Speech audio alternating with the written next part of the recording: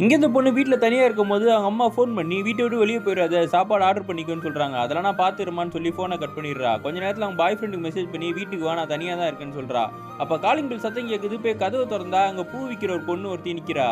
அந்த பூ விற்கிற பொண்ணு 10 ரூபா தான் இந்த மாலை, இங்கே இருக்கிற துஷ்ட சக்தி எல்லாம் போயிருன்னு சொல்லும் போது வேணான்னு சொல்கிறா. அட்லீஸ்ட் தண்ணியாவது கொடுங்கன்னு உடனே தண்ணி எடுத்துகிட்டு வர கேப்பில் அந்த பொண்ணு உள்ளே வந்துடுறா. உங்கள் அம்மா இருப்பாங்களே, உங்கள் அம்மாவை எனக்கு நல்லா தெரியும், வீட்டில் யாரும் இல்லையோ, நீங்கள் தனியாக தான் இருக்கீங்களான்னும் போது உன்னை யார் உள்ளே விட்டது, செக்யூரிட்டி கிட்ட சொல்கிறேன் இரு அப்படின்னு இவங்க சொல்லும் போது, செக்யூரிட்டி கிட்ட சொன்னால் என்ன பண்ணுவாங்க, என்னை வெளில அனுப்பி விடுவாங்க, நான் இன்னொரு அப்பார்ட்மெண்ட்டுக்கு போக போகிறேன், அவங்களுக்கும் காசு தேவை எனக்கும் காசு தேவை தானேன்னு அந்த பொண்ணு சொல்கிறா.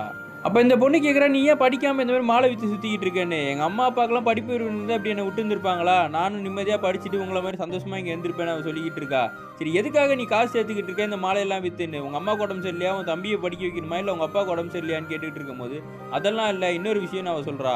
என்னதான் சொல்லுன்னும் போது அந்த மாலை விற்கிற பொண்ணு சொல்கிறா, இல்லை என் ஃப்ரெண்டு ஒரு பொண்ணு ப்ரெக்னென்ட் ஆகிடுறா, அவள் அபார்ஷனுக்காக எங்களுக்கு காசு தேவைப்படுது, என்கிட்ட காசே கிடையாது, அதனால தான் இந்த மாலை விற்று காசு சேர்த்துக்கிட்டு இருக்கோம்.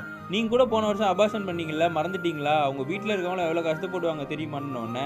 இதெல்லாம் உனக்கு எப்படி தெரியும்னு கேட்டால், எனக்கு எல்லாம் தெரியும், பார்த்து பத்திரமா இருங்கன்னு சொல்லிட்டு அங்கேருந்து அவள் போயிடுறா. இப்போ இந்த பொண்ணு உட்காந்து ஃபீல் பண்ணிக்கிட்டு இருக்கா, நம்ம தேவையில்லாமல் வேலை பார்த்துட்டு இருக்கோமோ, நாளை பின்ன குழந்தை பிறந்திருந்தா இந்த பொண்ணு மாதிரி தான் வீடு வீடாக போய் மாலை விற்றுட்டு இருக்குமோ நம்ம குழந்தைன்னு சொல்லி பயந்துட்டு அவங்க அம்மாவுக்கும் ஃபோன் பண்ணி சாரி கேட்குறா.